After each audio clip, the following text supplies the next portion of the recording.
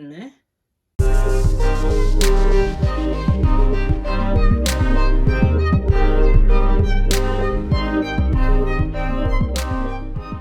What's up, royal family? Welcome back to my channel. You already know it's your boy the King here, and we got another review going on for you, and that's going to be a non-spoiler review for chapter 1 of The Strangers.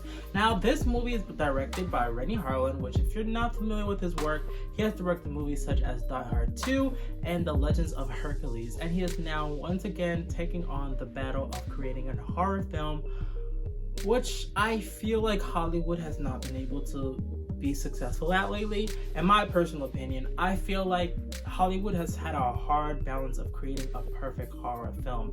It's either the movie's just very scary, but the plot doesn't really make sense and you have the audience confused, or vice versa. You know, the plot's really good, but it's not really scary. It's more like a thriller and there's horror elements in it, but it's not truly a horror movie. So it says that it's a horror movie, but it's more a thriller. With that being said, I really don't know how to feel about this movie because I don't really feel like Rennie accomplished either. But I also don't know how to feel because, if you may or may not know, this movie is said to be a trilogy. So I don't know, because I feel like the way he's setting up the movie, like, this is like part 1. And chapter 2 is going to be part 2, and I'm assuming chapter 3 is going to be part 3. That's just the way it feels, the way he set up the movie and the way the movie went. Of course, it's going to be non-spoiler review, so I'm not spoiling anything. I'm just kind of giving you the aspect of what I felt about the movie and what I feel like he's planning to do with the movie, which is why I really don't know how to feel about the movie, because I just don't really know how to feel about the movie.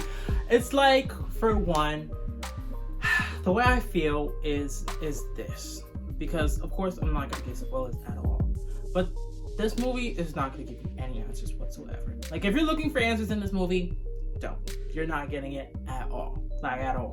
I feel like they're setting up the plot to get answers in the future of the films that are coming ahead, but this movie, there were just no answers, so no.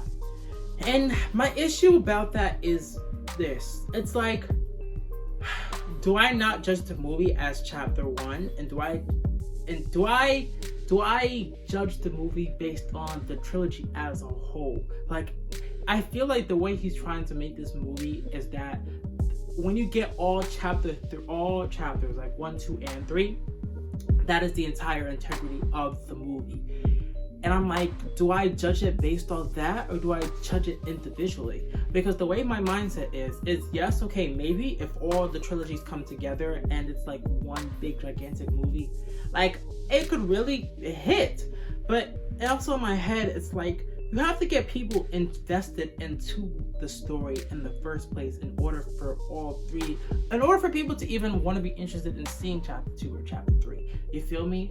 And I don't really feel necessarily like they got my attention enough for me to really want to see chapter 2 and chapter 3. Yes, I want to understand what's going on because I didn't get any answers, but I just feel like I'm not craving for it. Like, I didn't end the movie, it was just like, no, like, chapter 2. Like, I literally ended the movie and I was just like, because I saw it with my partner, and I literally just looked at them and I was just like, and that's just how I feel about the movie. That's why I don't know how to feel about the movie, because I feel like I understand where the director's trying to go, but I just feel like I can't excuse that for the execution, because I didn't really feel anything for this movie. Like, for example, I'm a huge fan of the Scream series. Like, Sydney will always be my top survivor, always.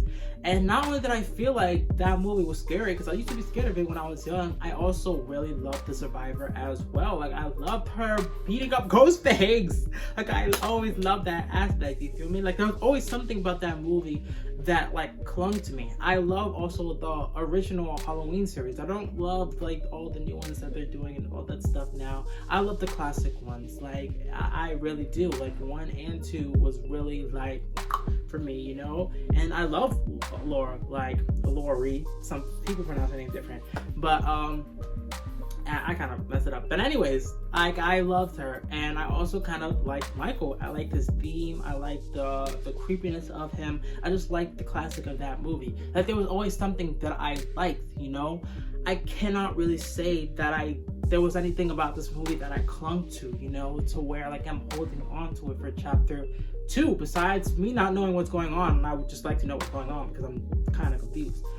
But getting to know what the movie is, because I usually do an overview of what the movie is about, talk a little bit about visuals and casting as well.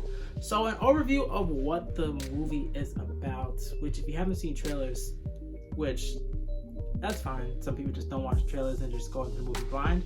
But it's your typical horror movie. Like, a couple literally finds themselves stuck in a creepy town. I'm not gonna tell you how they got stuck, but they get stuck and they have to spend the night there. And while they spend the night there, they find themselves in a horror movie.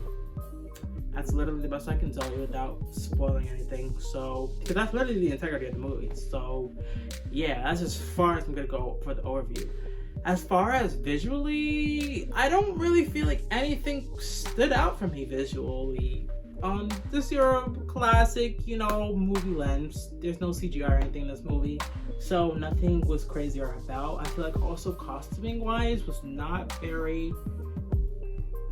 wasn't really anything at all either. I feel like we live in a day and age where when we have movies such as The Purge, or, you know, most of the horror films already have like iconic, you know, villains or, you know, killers with these masks and outfits and things along those lines, to where I felt like the strangers, like the killers in this movie, were very generic. Like, I didn't really feel scared of them necessarily, not like visually, or like, I don't really know, like they didn't really stand out to me as killers. Like, I wouldn't put them in my top 10 personally, in my personal opinion. So I feel like maybe the visuals they could have given a little more love to it, but you know, that's the route that they took. You know, I guess creepy masks still gives creepy vibes, and I feel like they kind of really took on that because of The Purge, but that's just my personal opinion. But visually, nothing crazy. As far as casting, the two main characters, well, if you've seen the trailer, the two main characters, they are the main characters. If you haven't seen the trailers, it's Madeline and Troy. And Madeline plays Maya. If you're not familiar with Madeline, she is from Riverdale. So I feel like if you haven't seen Riverdale, you've probably seen a meme or something. Like, you know of Madeline. And I would definitely say she was probably the best actor in this movie, but I wouldn't hold that to high pedestal because I just don't feel like there was much competition. Like, besides them two, they're just side characters and they don't really contribute anything to the film or overall anything. They're just there. So I guess there's just not really a competition there, but she did perform well. I won't hate on that, but she was the best actor in this film. As far as Froy, who plays Ryan, I didn't really care for his character. No shade. I feel like his acting was kind of bland. He had some moments where there were emotions here and there, but I personally just did not really care for his character at all, personally. And that's sad to say because he's actually like the other main character of this film, but I just personally didn't really feel anything for his character personally. And besides that, they are literally the main two characters of this movie. So there's really nobody else that I could really mention casting wise, so it's literally just them two. As for my overall thoughts and feelings of this film, kind of just like how I opened it, I really don't know how to feel. Like, I definitely want to see chapter 2 and chapter 3 just to see what's going on and to see where the director's heading with this film. I just feel like chapter 1 was just not that, you know, it wasn't that boom, like the boom to where you're like, oh yeah, no, look, I know this trilogy is going to be good and I have to see chapter 2. I just don't feel like he accomplished that. And I don't know if he just didn't want to give everything in chapter 1 to where chapter 2 will be better and then chapter 3 will be even better. I guess I'll just have to find out. So that's kind of just where I am. So I wouldn't recommend this movie, but I would not recommend this movie, if that makes sense. Like, I wouldn't be mad if you go watch it. I'm not gonna tell you not to watch it, but it's just if you're up to the interest of watching the film. That's really just the best I can say. I'm not gonna put a ranking on it or anything, but like, The Strangers Chapter 1. But with that being said, guys, thank you guys so much for watching my videos. I hope you guys consider subscribing and joining the royal family. No pressure, of course, but I really appreciate it if you guys join the family. And with that being said, I hope you guys have a good day or night, and I will see you guys in the next video.